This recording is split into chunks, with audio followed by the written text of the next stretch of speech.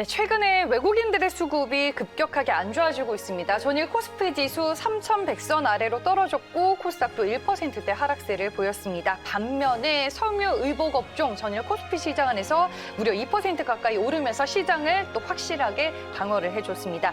이따 한세실업 리뷰 얘기를 하면서 좀 자세한 얘기를 들어보도록 할 거고요. 제가 얘기 잘 했죠, 과장님? 네, 바로 과장님과 인사 나눌게요. DB금융투자 잠실지점 조성호 과장입니다. 안녕하세요. 안녕하세요. 네. 뭐 의류주에 FNF만 있는 게 아니고 한세실업도 있으니까 저희가 잠시 후에 리뷰를 해보겠습니다. 네, 퍼스트 클래스에서는 여러분들의 시장 고민 해결을 도와드리고 있습니다. 요즘에 또 업종별로 가진 분들의 희비가 살짝 갈리고 있을 것 같고 오히려 좋은 종목들을 이번 시장의 조정을 매수기로 삼는 분들도 많으신 것 같더라고요. 뭐 각자 스타일과 이제 기준에 따라 그렇게 맞게 시장에 대응을 하고 있으신 것 같은데 그 외에 궁금한 점들이 더 있으신 분들은 02-487-5, 02-487-5로 전화 주시길 바라겠습니다. 시장에 대한 투자 전략, 퍼스트 클래스에 문의해주고 신청해 주시면 저희가 함께 고민해서 도움을 드리도록 하겠습니다. 그리고 샵 2034로 문자 남겨주셔도 상담 가능하다라는 점 기억하시길 바라겠고요. 조성호의 퍼스트 클래스, 그럼 주제 보고 본격적인 얘기 나눠보겠습니다.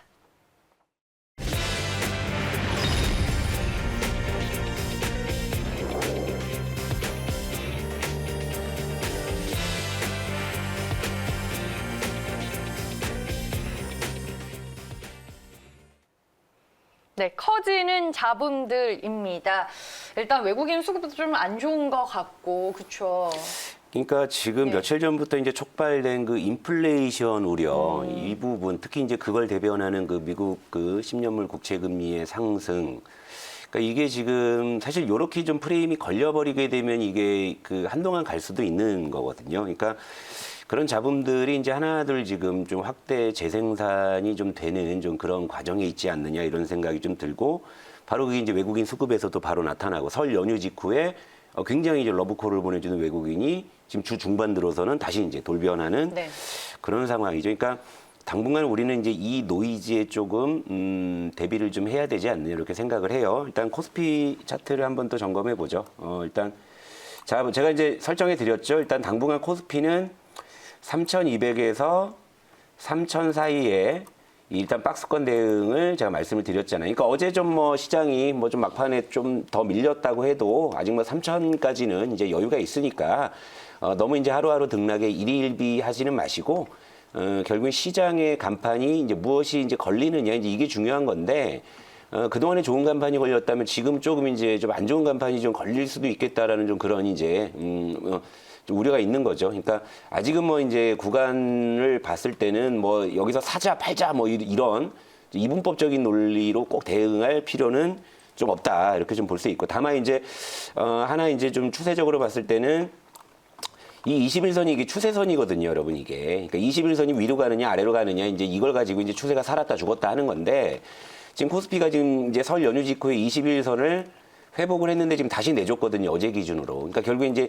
21선을 중심선으로 해가지고 이제 넘나드는 고무줄 놀이를 이게 이제 박스권이라는 이야기거든요. 그러니까 이런 시장의 어떤 좀 밴드를 설정해서 시나리오를 좀 짜보시면 좋을 것 같고 특히 이제 아쉬운 게 외국인이 그러니까 이번 주 이제 오늘 금요일이니까 이제 월화수 목이 지났잖아요. 그러니까 월요일 화요일 이틀 동안에 9,700억을 외국인이 매수를 했는데 어제와 그저께, 그러니까 수요일, 목요일 이틀 동안에 1조 3천억을 매도했어요. 그러니까 주간 단위로 지금 현재 3,300억 지금 순매도로 전환이 된 거거든요. 그러니까 불과 며칠 사이에 지금 인플레이션 우려가 지금 외국인의 스탠스에 지금 직접적인 영향을 준 것이고 또 환율 역시도 최근에 변동성이 커지고 있다라는 점. 그러니까 이 부분을 여러분들께서 좀 잘 주목을 하셔야 된다 이거죠. 근데 자, 그러면 인플레이션 우려가 왜 자꾸 이제 시장이 지금 노이즈를 자꾸 이제 확대시키느냐? 요걸 좀 말씀을 드릴게요.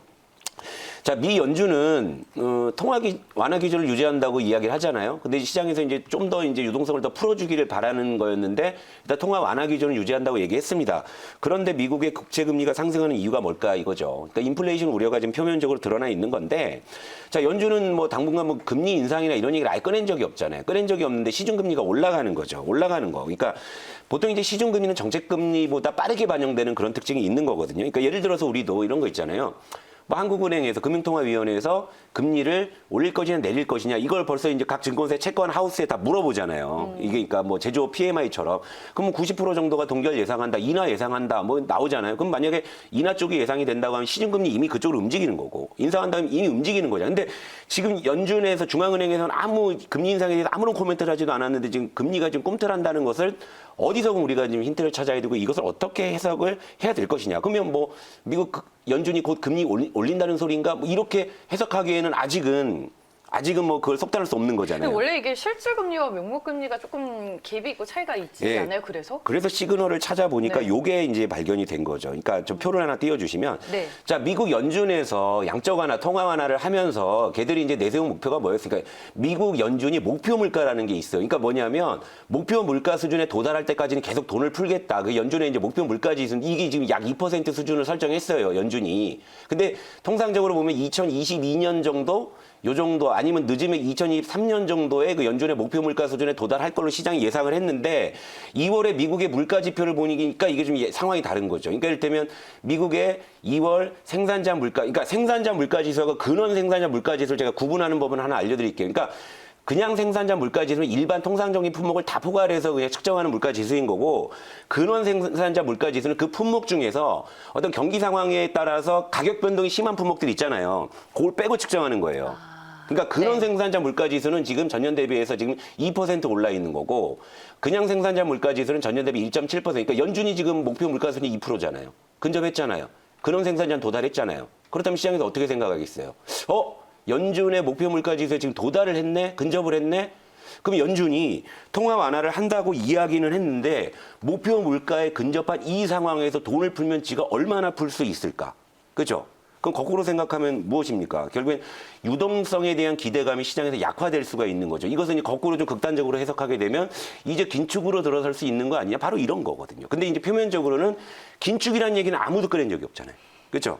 그러니까 시장에서는 그러면 이걸 어디서 이제 포커스를 맞추냐? 바로 저 물가 지표 올라가는 거, 그러니까 인플레이션 우려가 나타나는 것이고 원재 가격이 올라가네. 그 시장이 이걸 경계하기 시작을 했다. 그러니까 이렇게 여러분들이 해석을 해야 된다 이거죠. 그러니까 그렇다면 이제 앞으로의 시장의 관전 포인트는 어떻게 될 것이냐 이거죠. 그러니까 제가 네. 어제도 말씀드렸다시피 이 내로남불, 그러니까 예를 들면 그동안 유동성 쫙 풀어가지고 자산 가격들 확 올려놨잖아요. 주식 가격 올려놓고 부동산 가격 확 올려놨잖아요. 여기서는 그냥 로맨스야 이건.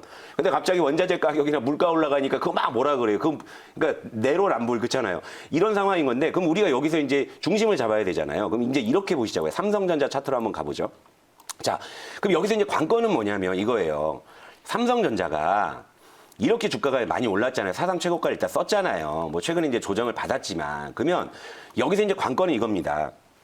지금 주가에서 자, 실적에 대한 기대감으로 오른 부분이 있을 거고 또 유동성으로 오버슈팅된 부분이 있을 거 아니에요. 그러면 그 이제 실적으로 떠받치는 수준 그리고 이제 유동성으로 올라왔던 수준이 어느 정도 밸류에이션 리레이팅 그러니까 가격 재조정이 이제 일어날 가능성이 있다라는 거지. 그러니까 그 구간을 우리가 찾아야 되는 거예요, 지금. 그러니까 예를 들면 이제 지금 82,000원이라는 이 주가에 유동성 버블이 없다 그러면 여기서 더 안 빠지겠죠. 근데 혹시나 여기에 유동성으로 올라간 부분들이 좀 더 남았다고 하면 요 분위기에서 조금 더 조정이 나올 수도 있다라는 거죠. 그러니까 지금 삼성전자의 주가가 실적으로 올라간 부분과 유동성으로 올라간 부분 그 사이에 어느 지점에서 분명히 바닥을 형성을 할 건데 네. 그러니까 그것이 이제 바로 지금 구간이냐 아니면 조금 더 아래일 거냐 이제 이 부분이 지금 관전 포인트고요. 그리고 이제 이해되시죠, 여러분? 제가 최대한 쉽게 설명을 해드린 거예요. 네. 이해 안 되시면 다시 보기 하시면 되고. 예. 기아차도 마찬가지입니다. 그러니까 결국에 기아차는 근데 좀 더 측정이 쉽잖아요. 어쨌건 애플과 기대감으로 오버슈팅이 된 부분이 분명히 있으니까. 그죠? 근데 기아차의 실적, 그러니까 지금 삼성전자나 기아차 같은 경우는 주가는 사상 최고치를 썼지만 제가 전에도 말씀드렸다시피 실적은 사상 최고치가 분명히 아니었다라는 거잖아요. 그죠? 실적은 사상 최고치 실적이 아니었어요, 작년에. 그러니까 그러면 그 실적과 유동성 사이 어느 지점? 기아차요? 예, 근데 기아차. 실적이 많이 개선되긴 했잖아요. 개선은 됐지만 사상 네. 최고 실적은 아니었다 이거죠. 네. 그러니까 사상 최대 실적의 사상 최고치 주가라면 그것은 실적으로 올라갔다 이 정당성을 부여할 수 있는 거지만 삼성전자나 기아차는 아쉽게도 사상 최대 실적은 아니었다 이거죠. 근데 주가는 사상 최고치를 기록을 했다면 결국 실적으로 증명할 수 있는 구간하고 유동성으로 올라간 부분 그 중간 어느 지점에서 바닥이 형성 형성될 가능성이 있다. 이제 요게 여러분들 관전 포인트. 근데 이게 이제 결국에는 이번 상승장에 대형주가 좀 과도하게 오른 측면들이 있다고들 많이 얘기하잖아요. 그러니까 주로 이제 시총상위 대형주 쪽이 이런 작용이 좀 나타날 것이고요. 이 기간을 그러니까 여러분들께서 좀 슬기롭게 극복하는 것이 매우 중요한 포인트. 여기서 이제 멘탈이 이제 흔들리시면 안 된다 이런 거죠. 네. 만약에 여기서 투자자들의 멘탈이 일시에 무너진다고 하면 정말 이게 급락이 나올 수도 있는 거니까 멘탈, 그러니까 제가 말씀드린 부분들을 그러니까 더 빠질 수도 있다라는 이야기예요. 제가 뭐 이런 말씀드리면 조금 뭐 속상하실 수도 있는데 추가 하락에 대한 가능성을 왜냐하면 제가 코스피 같은 경우에도 3,000 박스권 하단을 제시해드렸죠. 지금 3,080이잖아요. 네. 3,090이잖아요. 그러니까 3,000까지 빠진다고 하면 삼성전자, 기아차가 추가 하락이 나올 수도 있다. 이런 전제를 여러분들께서 염두에 두시되 다만 이제 네. 아까 말씀드린 그 포인트, 실적과 유동성 그 사이 어느 지점, 요 부분이 이제 어느 순간 잡힌다. 그러니까 그때부터 우리가 다시 한번 재접근할 것이냐 이렇게. 그러니까 그때까지는 섣불리 좀 물타시거나 그런 건 좀 자제하시고 현금을 좀 최대한 좀 아끼시면서 물론 이제 우리 퍼스트 클래스 종목에는 현금 아끼시면 안 되지만 어쨌건 예, 네. 그때까지 좀 차분하게. 근데 이제 반면에 이제 어제 이런 상황에서도 한세실업 네, 소비주가 잘 갔죠. 소비주가 올라간 네. 이유는 이제 한세실업 차트 한번 볼게요. 네. 요건 뭐 AS는 2차 목표가 2만 원에 안착하면 해드릴 건데 자 소비주는 코스피의 그 사상 최고가 랠리에서 사실 철저하게 소외된 섹터였잖아요. 소비주가. 그러니까 유동성에 따른 어떤 버블이 낄 기회조차 못 가졌던 섹터가 대표적으로 소비주였단 말이에요. 그러니까 소비주는 어떤 식으로 접근할 수 있냐면 그냥 순수하게 가격이나 실적만 가지고 지금도 살 수 있는 섹터가 소비주라는 거죠. 그죠? 네. 그러니까 어제 같은 경우에도 뭐냐면 FNF의 실적이 깜짝 실적이 나왔잖아요. 저 한세실업 실적도 좀 기대되는데 깜짝 실적이 나오고 거기에 이제 또 하나 델로면 된다고 중국의 춘절 동안에 소비 통계를 보니까 이게 굉장히 좋아요. 그러니까 중국의 어떤 소비 기대감까지도 반영이 되니까 어제 그 시장에서 섬유의복주가 일대일 좀 급등하는 흐름이 이제 나온 네. 거잖아요. 근데 그 이면에는 무엇이냐면 그런 이슈가 있어서 불이 붙은 건 사실이지만 섬유의복주는 바로 이 인플레이션 우려에서 상대적으로 굉장히 자유로운 섹터, 버블이 거의 끼지, 솔직히 FNF는 좀 깰 수 그래서 있는데. 좀 예. 시장에서 방어주 역할을 하는 부분들이 있는 거죠. 그런 네. 거죠. 그러니까 지금 소비주가 올라가는 논리가 바로 시장의 그런 간판하고도 일맥상통한다 이거죠. 그러니까 인플레이션에 대한 우려를 이제는 자산 원자재 가격에만 집착했다가 이제는 주식 가격도 들여다보기 시작했다 시장이. 그러니까 이런 이제 관점에서 여러분 이해하시면 될 것 같아요. 네, 알겠습니다. 027-4875, 027-4875로 전화 주셔서 여러분들 투자 전략에 대한 상담 신청해 주시길 바라겠고요. 아니, 광전자 최근에 소개해 주셨는데 네. 좀 리뷰를 해달라고 어제부터 부탁하신 분이 있어서 리뷰할 좀 게 짧게, 있나요? 뭐 네. 아직 뭐 크게 움직인 것도 네. 없고 이거 일단 선절가 2,550원 제시해 드렸잖아요. 근데 어제 같은 장에 얘가 보합에 끝났잖아요. 어제 그 다른 원래는 어떤 어제 리뷰해달라고 하셨는데. 아, 그러네요. 그러니까 예를 들면 어제 같은 장에 보합에 끝났다는 건 의미가 있는 거예요. 왜냐하면 어제 솔직히 PI 첨단 소재도 급조정 맞았잖아요. 그 네. 디스플레이 섹터가 일제히 그런 조정. 왜냐하면 디스플레이 섹터도 단기에 이 상승이 좀 과했기 때문에 이제 기간 조정이나 이격도 조정이 이제 나올 수 있는 건데 광전자는 어제 이런 장에서도 상승권에 머물렀던 적도 그러니까 추세가 살아있다. 그러니까 손절가 2,550원만 그냥 명기하시고 이제 이 목표가까지 한 번 더 끌고 보시면 될 것 같다 이렇게 말씀을 드리고 네, 시간이 없어서 계속 예. 말이 빨라지시는 것 같아요. 예, 그죠? 오늘 저희 트레이딩 오늘도 종목 하나 트레이딩 갖고 종목이 와갖고 더 있나 봐요. 예. 네. 그래서 오늘 트레이딩 종목도 하나 제가 종목을 최대한 많이 갖고 오겠다고 말씀을 드렸기 때문에 지금 아무래도 지금 시황에서는 이제 개별 모멘텀이나 좀 테마성 이슈의 어떤 그런 종목이 좀 유효할 수 있는데 오늘 제가 종목 바로 공개할게요. 동아지질.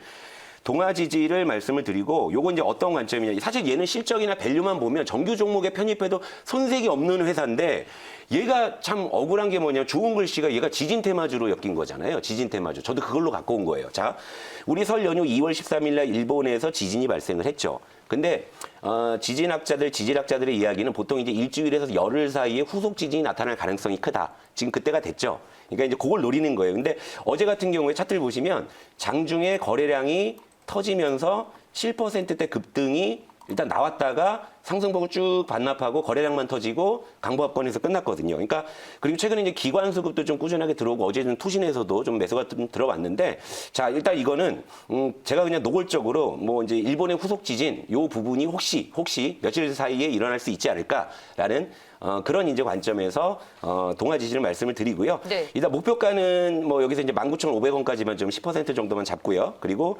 손절 가격은 17,000원으로 좀 짧게 잡을게요. 짧게. 그리고 이제 요것은 유효 기간을 제가 설정해 드리는 게 자, 다음 주 한 중반까지, 다음 주 한 수요일까지 뭐 일본 쪽에서 별다른 제가 말씀드린 거 지진 관련한 이슈가 없다고 하면은 그러면 그냥 정리하시는 걸로 손절가 이탈 아니더라도 그냥 정리하시는 걸로. 그러니까 요거는 요즘 시장에서 결국 이제 개별주가 좀 많이 좀 움직이고 있는 상황에서 이제 뭔가 이제 재료나 이슈가 하나 붙으면은 이렇게 올라가는, 그리고 어제 실질적으로 거래량이 실리면서 급등 시도가 또 나왔던 종목이기 때문에 오늘은 동아지지를 좀 트레이딩 종목으로 좀 제시를 해드리고요. 자, 다음 주 수요일까지 별일 없으면은 그냥 정리하시는 거 요거 꼭 말씀을 드리도록 하겠습니다. 알겠습니다. 끝내달라는 시그널이 나왔습니다. 네. 아니 대명 소너 시즌으로 상한가 요정님이 수익 잘 봤다고 또 감사하다라는 말씀해 주셨는데 그거까지 전해드리고 PR 첨단 소재 물어보셨는데 시간 관계상 저희가 다음 주에 꼭 AS 해드리도록 하겠습니다. 저희는 여기에서 인사드릴게요. 주말 잘 보내시고요. 다음 주 월요일에 찾아뵙겠습니다. 시청해주신 여러분 고맙습니다.